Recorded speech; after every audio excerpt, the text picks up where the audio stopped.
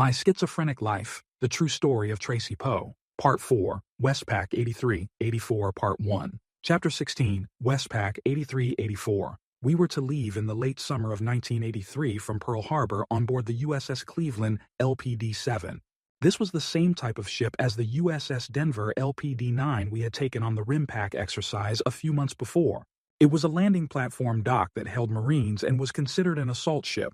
The back had a large ramp that would open, and they could sink the back of the ship down and drive assault boats into the ship and unload cargo, men, and vehicles. This was done by driving the vehicles up a ramp to a large vehicle bay.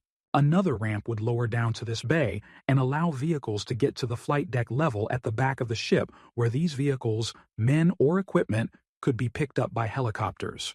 Marines rode inside the helicopters while embark boxes, trucks, jeeps, and our guns would be slung underneath to hang from straps. Again, I was assigned to the ship's platoon, but this time it was for a month, and I lived on the ship for 2 weeks before we left Pearl Harbor for our deployment.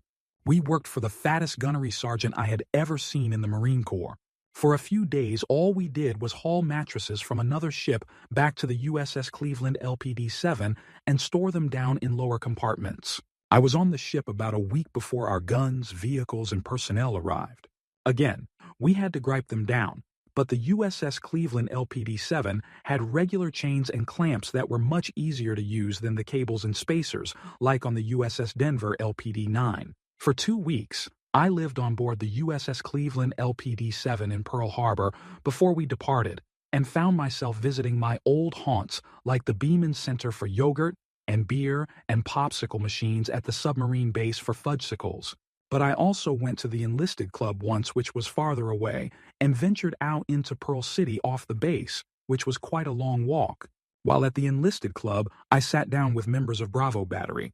Apparently, Lance Corporal Colescott had gotten in some kind of argument with a sailor at another table, and word went around to 6 of us that if he stands up to fight, we were to all stand up. And it happened. The sailor stood up, and 6 of us at our table stood up, and he at once backed down and sat back down. I also went to the museum at Pearl Harbor. They had a Japanese suicide torpedo out front that some poor fellow in the Imperial Japanese Navy back in World War II was supposed to pilot towards a ship. Also, in the museum, they had a telescope from a submarine set up where you could look through it and see the whole base as it was able to turn and see in all directions. I went to Pearl City with Lance Corporal Lightman and Lance Corporal Ingram. On the way, we passed a school called Dole Elementary, named after the Pineapple Company. Pearl City was surrounded by pineapple fields.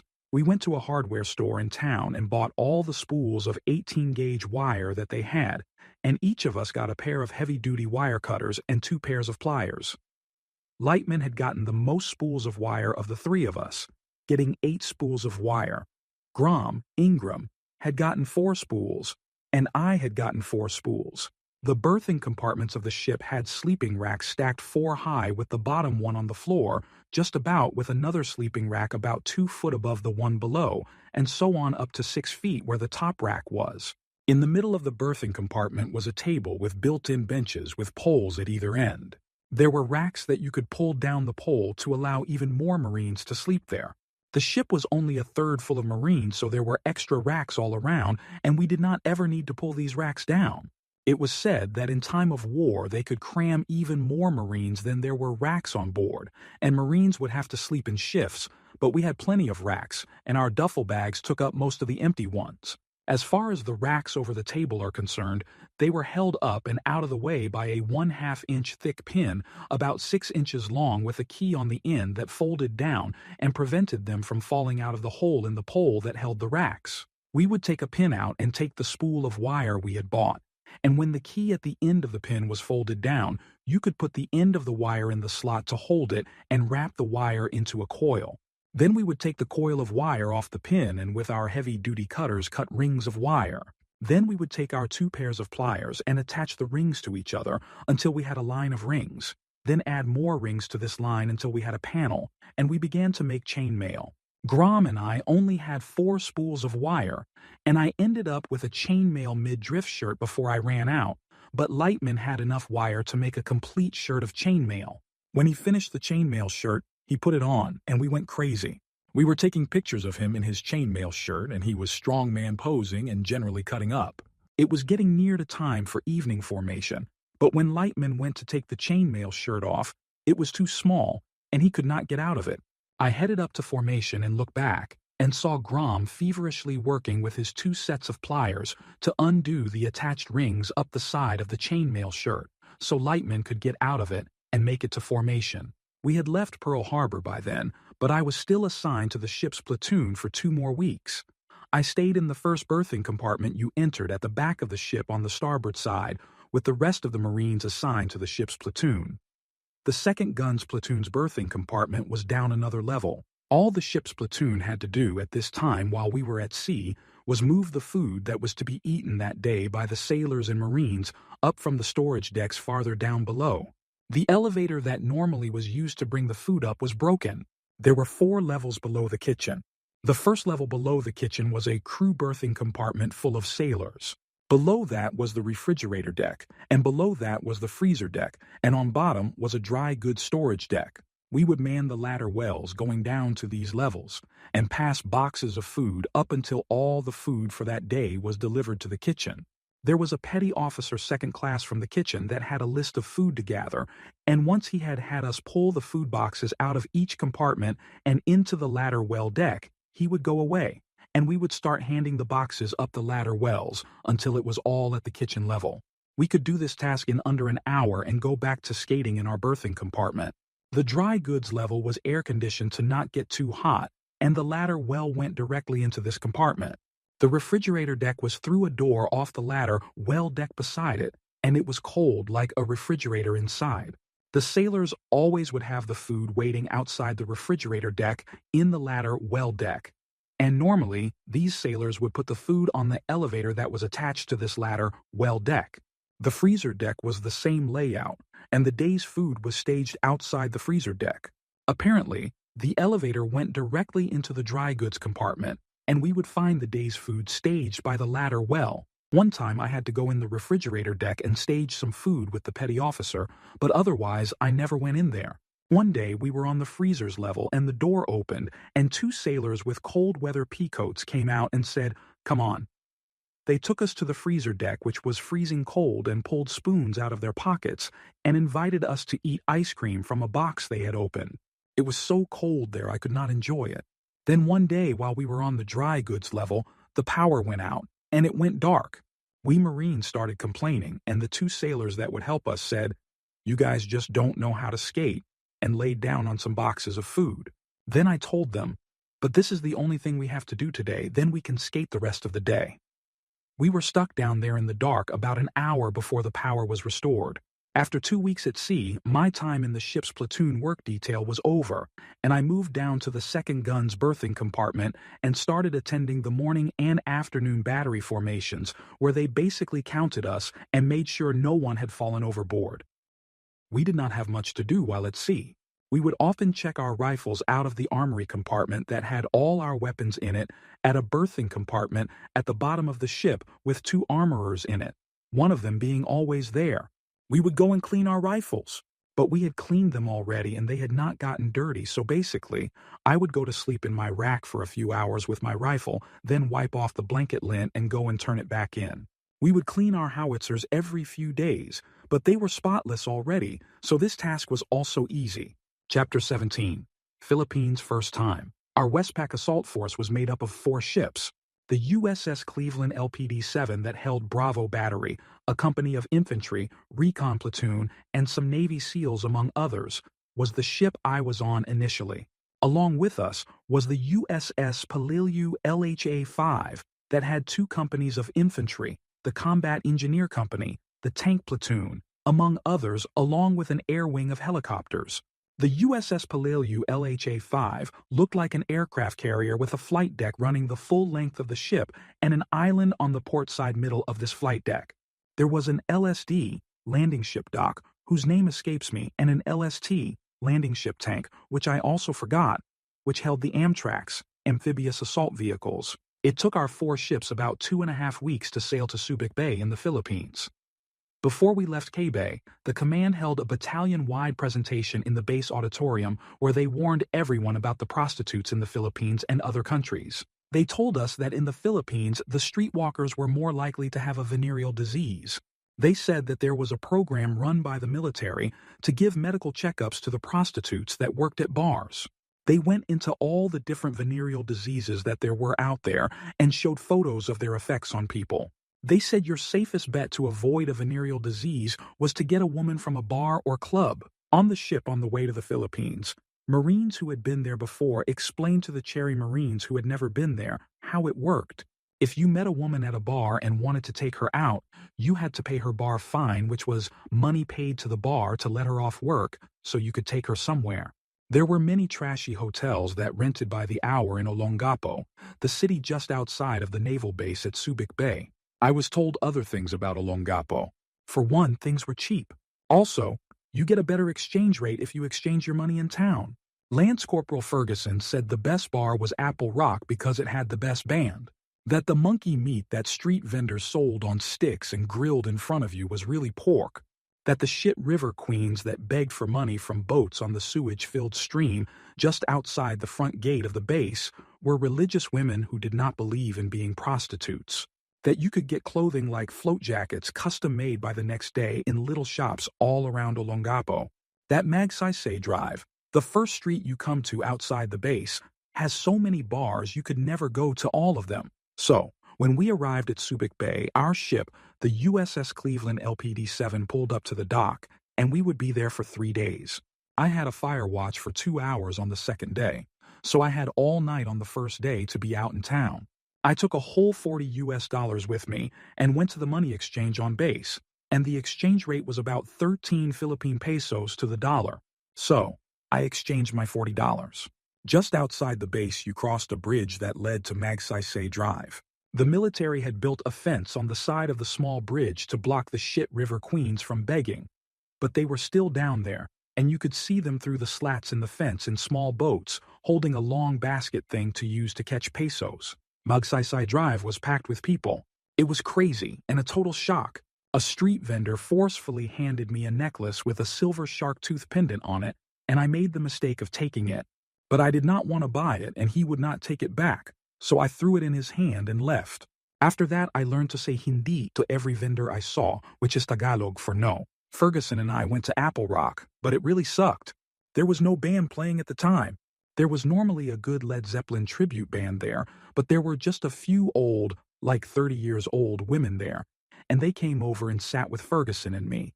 We had a pitcher of mojo, which is rum, vodka, and beer, mixed with Hawaiian punch or pineapple juice.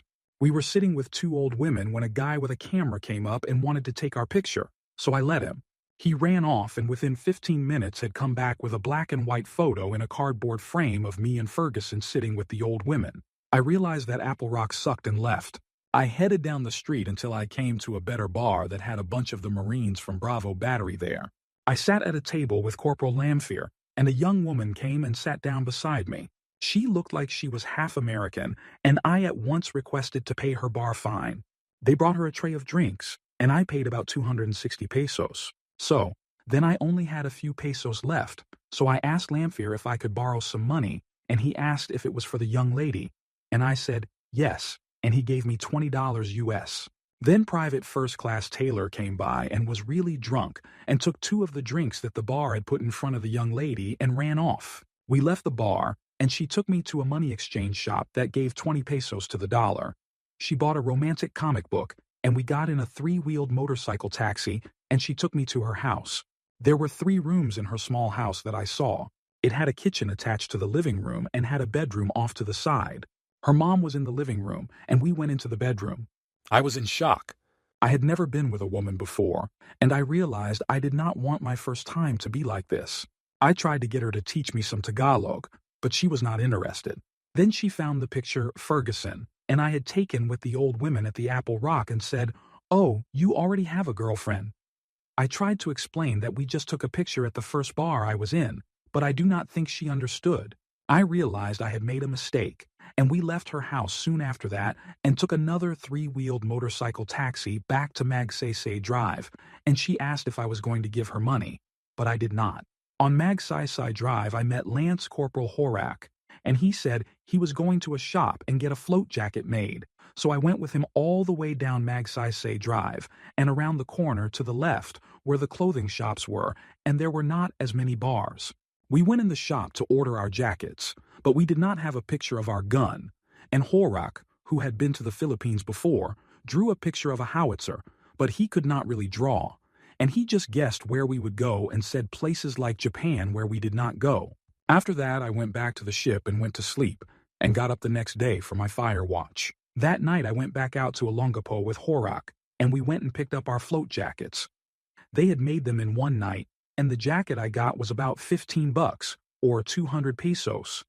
The jackets were green satin and the gun looked stupid, and we did not end up going to Japan, and we went to Australia and Thailand, which were not on them, and I never wore it. The last day in the Philippines, I saw Corporal Lamphere and paid him back the $20.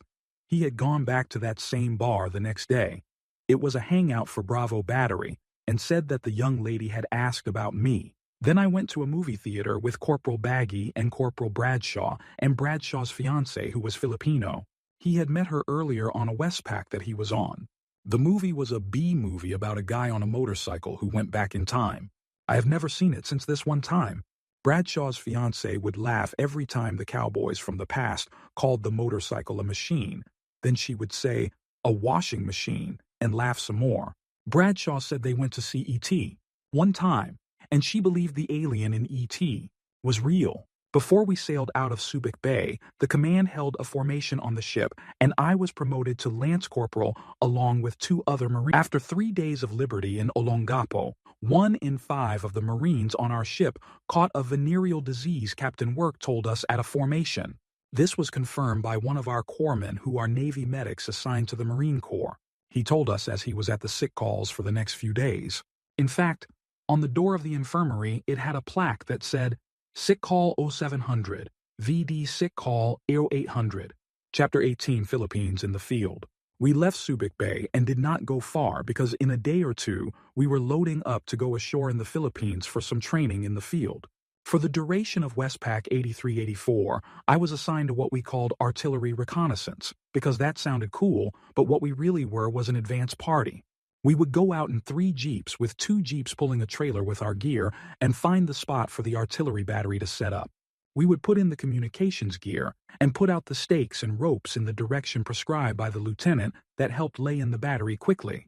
I was assigned to the lead jeep along with Lance Corporal Pendleton. I was armed with a standard M16 assault rifle, but Pendleton had an M60 belt-fed machine gun. Also in our jeep was First Lieutenant Adams, and all he carried was a 1911 .45 caliber pistol.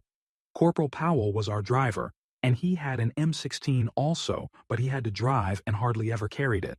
In the Philippines, we went ashore in Mike boats, which were large landing craft with a ramp on the front that lowered so that our jeeps could drive onto it. The back ramp of the USS Cleveland LPD-7 was opened, and the well deck was flooded so that our Mike boat could pull inside the ship. They backed the 3rd jeep, which had a trailer down the ramp that led into the well deck and then up the ramp on the Mike boat. This was a tricky operation because the ramp of the Mike boat had a significant hump the driver had to get over to get the jeep and trailer into the boat. Then the 2nd jeep did the same thing. Our jeep was the last to back onto the Mike boat, and we were not in it during this operation. Corporal Powell gunned the engine to get up the hump at the base of the Mike boat's ramp, and the jeep bounced up the ramp and into the Mike boat. We then went aboard the Mike boat on foot and got in our jeeps. The Mike boat lifted its ramp and backed out of the well deck of the USS Cleveland LPD-7, and we headed to shore. Our Mike boat pulled up to a beach and opened its ramp, and our advance party jeeps pulled off the Mike boat with us in them, through the shallow surf, and soon we were driving on sand roads in the Philippines, being some of the first Marines in the battalion to go ashore. The terrain ranged from tall grassy fields to thick jungle patches. There were large thatched huts that looked to me like they were taken from the set of Gilligan's Island, the TV show I watched as a child. The huts were totally made from thatched grass and were golden brown in color and were well kept. I noticed that the eaves of the roof were made from cardboard MRE, meals ready to eat, boxes. Besides that, they were all thatched with woven walls and had leafy thatched roofs. We went through a village that was nestled in a patch of jungle, and then out on an open road surrounded by grassy fields. There was what at first looked like a naked bearded man walking down the road, but as we passed him, I could see it was a Navy SEAL dressed in only tan UDT, underwater dive team shorts, and tennis shoes. He was the real advance party and probably swam to shore earlier that morning. At this time in the Navy, petty officers could wear beards, and that is how we could tell them apart from the recon Marines who also wore the tan UDT shorts.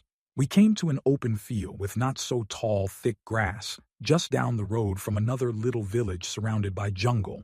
We stopped there, and First Lieutenant Adams began going from spot to spot with a compass and pointing in a direction for us to lay out our stakes and ropes. We began to put up our stakes and hooked up the communications headset to a spool of wire and ran the wire back to the communications Marine at the board with nails in it. Lieutenant Adams then stood at the stake off to the right of our system of stakes and ropes and pointed his compass towards First Lieutenant Sullivan, who was at the aiming circle, and he gave me the number for the gun sight. A while later, the trucks pulling the howitzers came down the road, and I ran up to the Gun 6 truck, which was my gun section, and told Lance Corporal Jones the number Lieutenant Adams had given me, and he dialed it in on the gun sight after taking it out of its protective box. We directed the trucks into the position, and they stopped when their bumper hit the tall stake. The Marines then dropped the howitzer, and it was ready to fire in under 2 minutes of its arrival. I was only with my gun section for a little while before Staff Sergeant Spittler, who oversaw security, came and got the advance party Marines from their gun sections and put us on perimeter watch. There were 2 to 3 of us generally at each perimeter watch position, and all we had to do was sit there while the gun crews worked on the guns. It was an easy assignment. There was a Filipino Marine attached to our battery who had an M16 assault rifle and a few magazines with live rounds to protect us from the locals. Also, at night, there were locals from the nearby village who came out and set up positions just outside our positions to guard us from the rest of the locals, who apparently would sneak in and try and steal things. We were talking to the Filipino Marine, and he said he was supposed to get 3 uniforms issued to him, but the officers were corrupt, and he only got 1. We were in this position for 2 full days and nights, and left the morning of the 3rd day. I do not know what the gun crews did as I was on perimeter watch the whole time, but they were firing the howitzers occasionally. The first night I walked over to the civilians that were watching the perimeter and offered them some DEET, mosquito repellent, as the mosquitoes were rather bad and I had covered myself with DEET. The mosquitoes in the Philippines carry the malaria virus, but we had been taking these big malaria pills every morning at formation since we left Pearl Harbor. When we first started taking them, they caused you to take a big green crap, but they protected us from malaria. According to Pendleton, the guns were doing live fire at night when they spotted lights in the impact area. The Filipino Marine told Captain Work the villagers had sent their children into the impact area with flashlights to be the first to gather the fresh shrapnel for the scrap metal. Captain Work threw a fit and had Gunnery Sergeant Reyes, who was Filipino, bring the leader of the village to him and threatened to leave the area if the village leader did not stop them from entering the impact area while they were firing. The first morning, some civilians from the village came out with lumpia, fried rice, and a Coke in a bottle. Lumpia is kind of like an egg roll with meat inside it.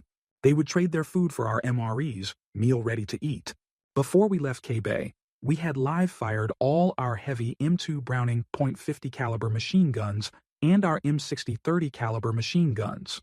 Gunnery Sergeant Reyes, who was Filipino by birth, had collected all the spent brass casings from this exercise and put them in empty wooden 105 howitzer ammo boxes and loaded them onto a truck and took them with us on the float, the WestPac deployment, and traded them to the villagers for 2 whole cooked pigs. The morning of the 2nd day, we could hear pigs squealing. The sound was coming from the village, and they were slaughtering the pigs. During this 2nd day, a work party of Marines from Bravo Battery, me included, went to the village and built them a basketball court with a goal and covered the area with some crushed rocks that they had gotten somewhere that were unloaded from the back of one of our trucks. Then, we were allowed to go swimming at the beach by the village. I went out in the water, but there was garbage floating in it, and I came back shortly afterwards. That morning, I saw the 2 pigs which had been butchered and were on poles, and later we could smell them cooking them all day. That evening of the last day, the villagers came down the road with the cooked pigs and served them. A Filipino man was there with a big knife, and he chopped up the pig meat into a mince and gave us each a portion. The motor transport section of the battery had known about the pig deal beforehand, and on the ship, they made a pig piñata and filled it with candy, pesos, and small toys. There was even a Marine Corps cover, hat, in there. They brought out the pig piñata and held it up tied to an aiming stake, a red and white pole used as a secondary aim point for the howitzers, hanging down on a cord, and let the children bust it open with a stick. When it broke open and the goods inside spilled out on the ground, the whole village dove in and started grabbing the candy, money, and other goods. We spent one more night at this spot and left in our vehicles the next morning and drove along some treacherous cliffs back to Subic Bay and re-embarked our vehicles at the dock, got on the ship, and sailed out of Subic Bay one more time. Chapter 19, Singapore. We then sailed to Singapore after we left the Philippines. This took about 2 weeks. The whole time the ships in our flotilla would zigzag and constantly change formation. They would go from being in line to turning and going all abreast and other maneuvers. So it was not like we sailed directly there, and this took some time. We pulled into port at Sembawang, which is a province a few miles from Singapore proper. I think I remember us being at this port for 6 days. Anyway, it gave us plenty of time to explore. Less than a mile from the dock was a blue building split in half by a breezeway that had tarps covering food stalls in it. In the blue building was a series of shops. The currency was the Singapore dollar, and I believe I remember it being 2 Singapore dollars for every American dollar. There were men out on the dock who would exchange your money for you. They loved American money. The first day I went to the blue building, I was with Pendleton.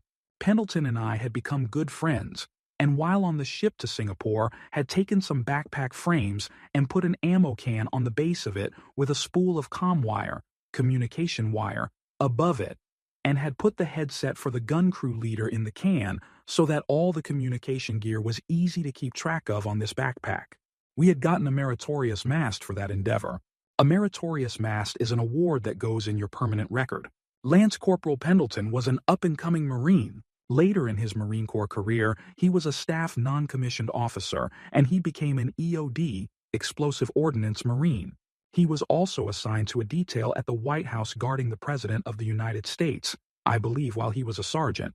I was not the best Marine in all honesty. I do not have a fighting mentality, and I am kind of a slob, and Marines always look crisp in their uniforms, and I struggled to meet this standard. My best friends while in the Marine Corps went on to have long careers. It could be said as a junior enlisted Marine I spent time together with the lifers, career Marines, that at that time were my rank. So, I was with Pendleton at the blue buildings, and outside we were met by an old Singaporean man who was selling watches. The only English he could apparently say was crystal, and he took a match, lit it, and burned the face of the watch he was selling to show that it would not melt. I went into an electronics shop and found a graphic equalizer that plugged into my Walkman. Originally, they said it was $80 US, but I haggled with the salesman and finally offered $20 US, and the salesman checked with his boss, and he let me have it for that price. One of the excuses I used was that I had to buy a dress for my mother. And I did. I went to a shop and bought an orange skirt and t-shirt that was baticked with a pattern on it. I then went to the breezeway under the tarps in between the 2 blue buildings and saw a man at an outdoor counter. The sign was in English and said, Abdul's food stall, so I ordered mutton curry. Everything Abdul cooked caught on fire for a while as his cooking wok was hot. He asked me if I wanted it hot, spicy, and I said yes, but it was not that spicy when I ate it. I got a soda and my curry and enjoyed my meal. Abdul was a man as old as my father was at the time, and he was wearing a dress-white shirt, but when he walked out from behind the food stall, he had a sheet intricately wrapped around him for pants. I ate there a few times and even took Pendleton there to eat. I thought the food was good. The last time I ate there, Pendleton was with me, but he said, do not get your soda from Abdul. He just gets it from the soda guy next to him and charges you more. Pendleton was an excellent artist who had studied drawing in school, and he drew a picture of Abdul's food stall complete with a cat taking a dump in the background. All the cats I saw at Sembawang had broken tails. There was a public park in Sembawang just down the street from the dock our ship was in. It was on a section of rolling hills. I had a skateboard with me and took it there. I had fun riding down the concrete walks that were crisscrossing the park on the rolling hills. There was a stand where you could get soda from a bottle, but they kept the bottle and poured the soda in a transparent plastic bag and put a straw in it held by a rubber band. I went to this park a few times while we were in port. Eventually, as we were there for several days, I got on a bus and went into Singapore by myself. The city was big and bustling. Inside some of the buildings was a maze of shops. They had music shops that had pirated cassette tapes in packs of 10 or so. They did not have any bands that I liked, but they had Don Williams tapes in a pack that included all his current albums, and I got this for my mother, who loved Don Williams. The tapes were inferior quality and did not sound as good as normal tapes, and the cassettes did not last, but the pack of 10 was 10 Singapore dollars, which was $5. Pendleton and I took a bus to Singapore one day and explored the city. We spent the entire day there. One of the places we visited was the Raffles Hotel that had a tavern in it called Tiger Tavern, where a tiger was shot when it came into the bar. Rudyard Kipling was said to have frequented this establishment. Then we made our way to Formosa Island. There was a theme park there, and we paid for a ticket and entered. There was a ride with trolley cars on a track. The trolley cars looked like roller coaster cars, but the track was level and not fast. The ride slowly took you around on a little tour. We got off the ride and Pendleton had to use the bathroom. We found a bathroom and Pendleton went inside. Then he came back out and said, "You have to see this." He took me in the bathroom and showed me that there were no toilets, but instead a hole in the tile floor with two textured foot-shaped tiles on either side of the hole. Then we went into the British fort that had been surrendered to the Japanese in World War II. There was a series of tunnels leading to bunkers and gun pits. It was an extensive complex, and I ran in and hid from Pendleton. He came through the complex looking for me and acting like he was throwing grenades. I had climbed up a ladder that led to a locked hatch. It was some kind of ventilation system for the complex. Pendleton told me later that he thought he heard me, jumped around a corner and yelled, "Aha!" and came face to face with some Singaporean women. He was embarrassed. We eventually left the park at Formosa Island and caught a bus back to Sembawang. While we were in Singapore, the Marines in our battery were invited to go on a fun run with the Hash House Harriers Running Club in Singapore made up of British expats. The run took place at a reservoir that was huge with lots of trails. We were to run along a path marked by shredded paper. Then the paper trail would end and somewhere nearby the trail would start back up again. Runners in the back would yell, "Are you?" And runners in the front would either yell checking if they were looking for the trail, or they would yell on if they had found the trail. Also, there were guys with bugles who would blow their horns when the trail was found. I was running, and I came to a clump of paper, which denoted that I had to look for the trail to start again. The path I was on ended on a road, and I went left, and way down the road was a clump of paper denoting the trail that went through the jungle along a small stream. I was in the very front with only a few guys ahead of me when this trail ended at a road, and I went right and ran looking for the trail to start again. Then way behind me, the people who had gone left started yelling, on. So I turned around and started back the way I came. When I got to where the trail down the ravine had ended, all the people who were lost the first time came out of the trail in front of me. At the end, I was exhausted and finished somewhere in the middle of the pack, but runners were strung out for at least a mile. At the finish line, they had beer, and the British expats were selling merchandise. I got a Hash House Harriers t-shirt for myself. The expats had women's panties with on printed on the crotch, and they showed us that if you turned them inside out, they said no. After about 6 days, we left the port of Sembawang and headed toward our next adventure. Chapter 20, Iwo Jima, Guam. We went to Iwo Jima Island, but the battery did not go ashore. The infantry did and played some war games where the aggressor force wore civilian clothes with their deuce, combat gear. Although our battery did not go ashore, the Marines who did brought us a lot of black sand from Iwo Jima in little jars.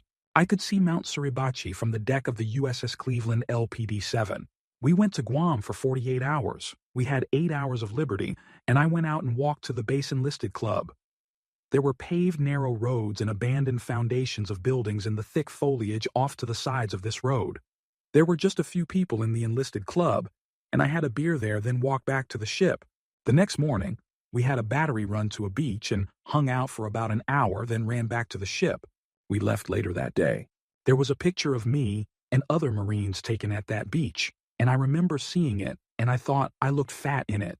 I weighed 130 pounds when I went to boot camp, and 145 pounds when I got out of boot camp. All my old blue jeans would not fit me anymore after boot camp. I probably weighed 150 pounds in that picture.